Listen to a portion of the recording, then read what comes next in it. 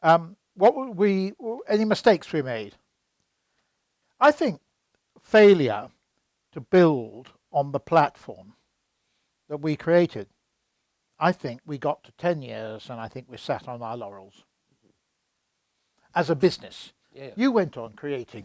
You started new magazines.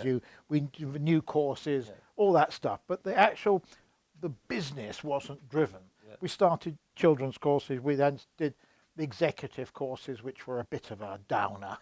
They were all the year round. They never made any money. They didn't create any ideas.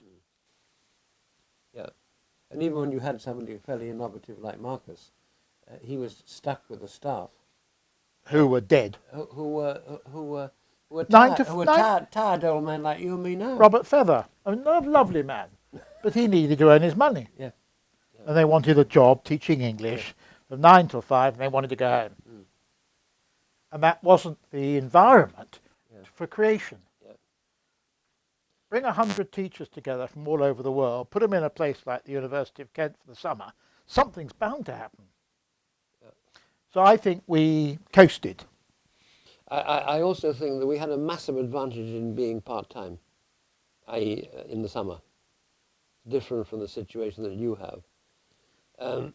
Because it was a bit like the coming together of the gypsies in Sainte-Marie-de-la-Mer in France. Totally the same. Yeah. They arrived with new energy, new situation, new people, bang. And certainly it's true of the teacher training team up till recently or even now, that very often as methodologists in their own universities, if it was a university situation, as it was in for example, Slovenia and in Poland, they were bottom of the pile because they didn't teach Chomsky or other more theoretical things. So in highly intellectual Slav countries, they were regarded as people who brush the floor. Yeah. And so when they came into a situation where people whom they came to respected them, it was really like being gypsies coming into a... We did have an advantage, Mary, you're quite right, about this being able to create something every summer anew. But I do think that with really clever planning and thinking, it is possible to have an all the year round creative, inventive. Yeah. But you have to change the stuff, you have to have the inflow and outflow. Yeah. So that's a challenge for a full-time school. Yeah, of course. Like perhaps Claudia's, to create a place where this can go on.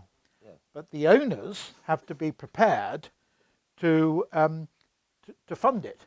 Yeah. Because there will be some funding. Now, whether that you can get some publishers involved in it to help plant the seeds for ideas to grow, it may be tough for an independent proprietor in a competitive world to do it. I think she's got a marvelous opportunity. Who was the guy on Black Friday who murdered the British pound in 1996?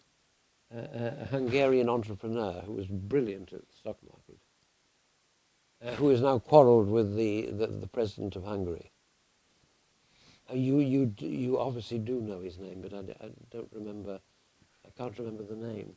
But I mean, he wants to invest, and I'm sure that he would be a person who you could actually approach for real money. You need to, it would need some packaging so that the money will see the benefits to him of the flower. Yes, of course.